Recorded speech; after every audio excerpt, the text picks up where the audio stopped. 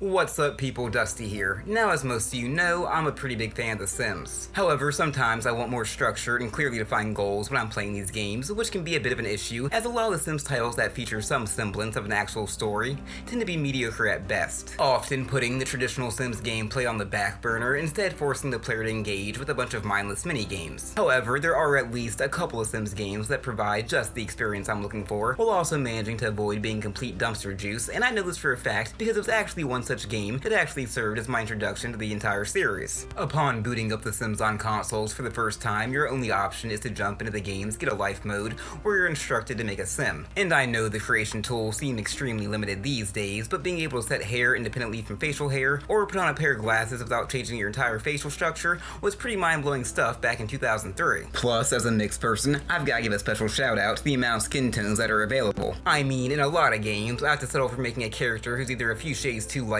or who looks vaguely Middle Eastern or Hispanic, but that's actually not the case here. However, my desire to create a version of myself was quickly put aside once I stumbled upon this George Costanza-ass hairstyle, as I just couldn't resist the urge to make my sim look like he shouldn't be allowed within 300 feet of a school zone. Just keep moving, don't make eye contact. Anyway, once I'd put the finishing touches on Dustington here, he suddenly finds himself in a luxurious mansion, seemingly unaware of how he got there. Before we can worry about that though, a beautiful woman named Roxy suddenly appears out of thin air, plants one on our confused hero, and then strips down and jumps in a hot tub. Nervous about seeing a naked woman in person for the first time in his life, Dust decides to acquire a little liquid courage, then after being prodded by Roxy to come play, he joins her in the hot tub. I think I want to have sexual relations. If all this sounds too good to be true, well, that's because it is. It's quickly revealed that rather than living in the lap of luxury, Dust still resides with his mother, who's presumably annoyed by his tendency to have adult wet dreams on her couch and is eager to see him leave the nest. However, immediately upon waking up, Dust's mom manages to break the TV set and lets it be known that she expects him to fix it. So not wanting to disappoint dear old mom, Dust promptly tries his hand at repairing the broken TV, but lacking the proper mechanical skills, he's electrocuted during the attempt, and rather than showing any sympathy towards her only child, his mom instead basically just calls him a dipshit and tells him to open a book for once in his life. The reason that bad things happen to you is because you're a dumbass. However, it turns out that even following her advice doesn't get the old biddy off your back. Literally 2 minutes after Dust decided to learn the basics of home repair, she was on his case about his lack of cooking skills, and even when he actually gets to work fixing the TV, she can't help but point out how it wouldn't take so long if he didn't totally suck.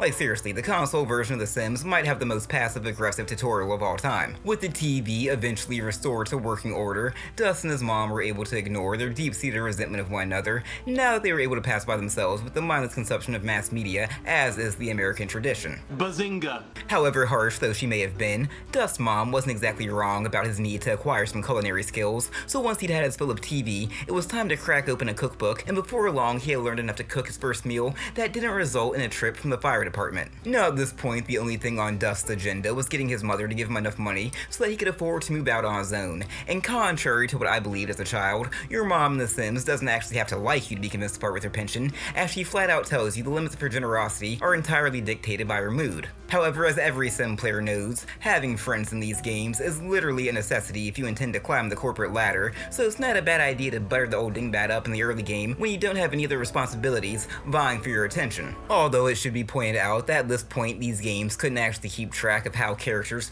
were supposed to be related to one another, which means that your relationship with your mother can take quite the Freudian turn. Now obviously, there's nothing wrong with kissing your mother, or even your father for that matter. However, if they insist on lovingly clasping your hands and having you really lean into it, you should probably rethink a few things. I need an adult. Once he'd sweet-talked his mom out of 800 simoleons, Dust was now free to get a job and finally take his first steps on the road to independence. But the thing is, although this might be what the game expects you to do, it doesn't actually ever force you to. So as long as you don't mind sharing a bed with your mother and can overlook the occasional pointed remark, you're actually free to put off getting a job and moving out for as long as you want. In fact, as long as you have below 800 simoleons, she'll even put up the money to pay the bills, and as long as you have below 1,000, she has no problems handing over more than fat stacks, so Dust would initially reinvest most of what she'd given him back into the house and double down on his newly embarked journey of self-improvement, a process which would see him gain an appreciation for the visual arts, gain proficiency and confidence in his public speaking, and of course, hone his body.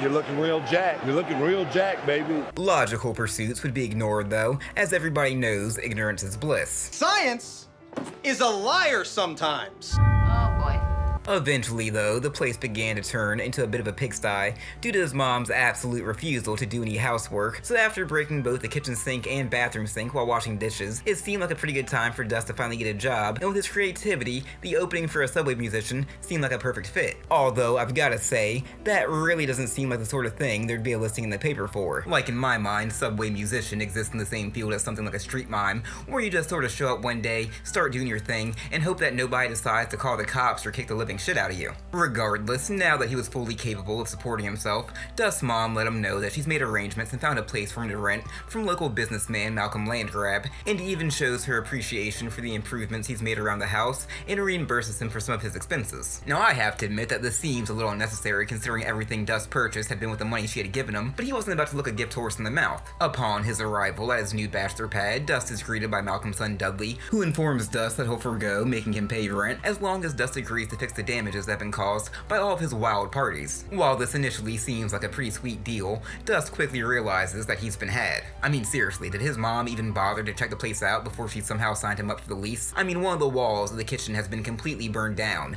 I don't even think it'd be legal for them to charge him rent with the house in its current condition. You'll get your rent when you fix this damn door! There's no point crying over spilled milk though, so Dust quickly did his best to spruce the place up, although the unconventional schedule of a subway musician meant that his efforts would soon be interrupted as the carpool soon arrived to take him to his first day of gainful employment. And despite his room score being absolutely abysmal when he left, thanks to all the damage caused by Dudley, Dust did actually manage to earn himself a promotion to piano tuner during his first day of work, and the extra time he'd put in at Mom's house meant that instead of having to worry about building his skills, he could instead focus on far more important tasks like unclogging the toilet and introducing himself to Pauline Peacock, who's apparently the first person he's ever met who he wasn't directly related to. But it turns out that his antisocial tendencies might not have been entirely unfounded, as immediately upon meeting Dust, Pauline's first instinct is to tease him, presumably for his lack of hair. You whisker biscuit bald-headed bitch!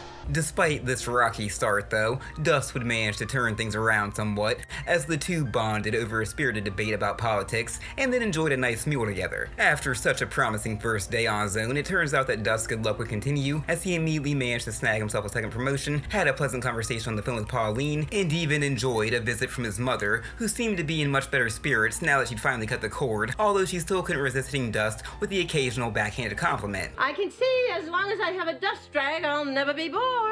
Like the man's getting paid to sing shitty covers and presumably get tipsy and hit on bridesmaids and hot aunts, considering that less than a week ago, he was forced to snuggle up next to your decrepit old ass every night. I'd say my man's living his best life. And that was even more true once he finally got around to fixing his computer and TV, as playing games on the former was a great way to relax and clear his mind before a hard day of belting out yesterday's top 40 hits, while the latter made it easier for him to entertain guests such as Pierre Peacock. Now I'm not exactly sure if Pierre is supposed to be Pauline's brother or her lover, but whatever the case may have been, he seemed to believe that there were romantic intentions behind his late night dinner with Dust, which put Dust in the awkward situation where he was forced to make it clear that was not the case. The fuck are you doing? With that misunderstanding behind him, Dust was able to finish up all renovations, which meant that the only thing left for him to do was improve the decor, and he'd be all set to move in with Dudley. But the thing is, now that the house was finally restored, Dust wasn't exactly in a rush to leave. I mean, going from having his own bachelor pad to moving in with an irresponsible nepo baby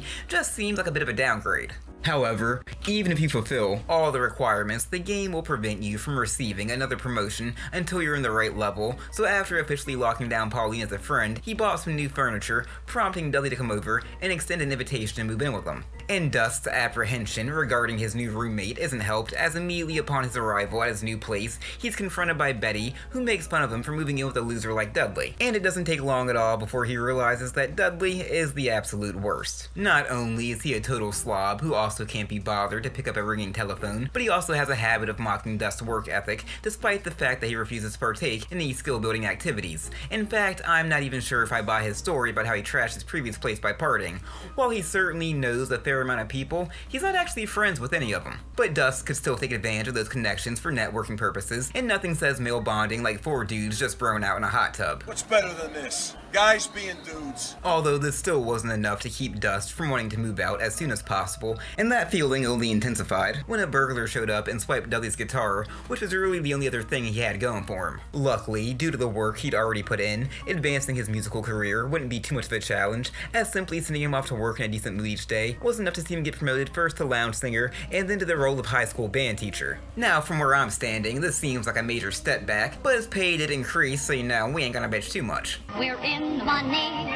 We're in the money. However, unlike in the first two levels, Dust couldn't just expect to be whisked away to a new house. Moving out would require him to throw a party and convince one of Dudley's acquaintances that he'd make a good roommate, and since he'd already made some headway with Freddy Foofara, he seemed like the ideal candidate. So I decided to have Dust take time off work and instead use the day to win Freddy over, using the proven tactics of plying him with free food and compliments, and before the end of the day, the two were as thick as thieves. Did we just become best friends? Yup! Following this, Dust would quickly buy some new furniture to increase the property value, meaning that the only two goals he had left were to throw a great party and move out, but this would prove to be a little more difficult than I first assumed. I mean, for one thing, I have absolutely no idea as to what constitutes a raging party in this game. I supplied copious amounts of pizza, allowed my guests access to the hot tub, and even had local hottie Zara running around in her birthday suit for a little bit after Dust managed to beat her in a game of strip poker, yet my guests didn't seem all that impressed by the time it was all said and done. Even more annoying though was that after inviting Freddy to join in on the festivities,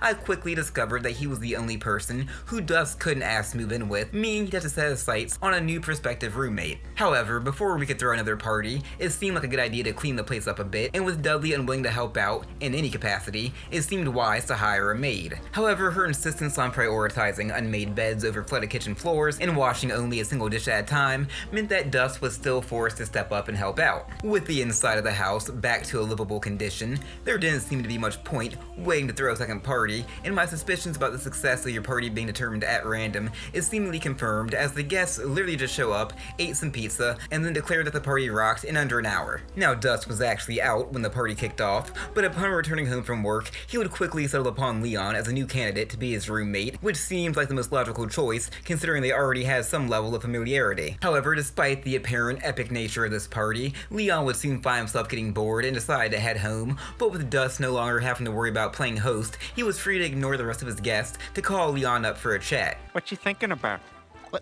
What do you mean, what am I thinking about? You called me. Luckily, Sims are absolutely insatiable party animals, so following a good night's sleep, it was right back to the grind. Let's booger some more! While there were a few setbacks, such as Leon freaking out because he took too long to claim a slice of pizza, and being less than amused by some of Dust's antics, our hero was eventually able to win him over, and the two would agree to move in together. Now, immediately after settling in, the first order of business was obviously to invest in some alarm systems, as Dust had learned from his previous mistakes and had no intentions of losing out on another guitar. And after this was taken care of, it didn't take long at all to realize that Leon was an immediate upgrade over Dudley. Granted, I'm not sure exactly why he was so willing to take on a roomie, considering there's only the one bedroom, so although Dust wasn't exactly thrilled about the sleeping arrangements, he was able to look past all that, mainly because unlike Dudley, Leon had no problems cleaning up after himself rather than being content to wallow in his own filth. And even though he might not have started off with any skills, he had no problems engaging in self-improvement and was actually willing to learn. Plus, the fact that he was acquaintances with Zara and was able to convince her to stop by for a visit certainly didn't hurt,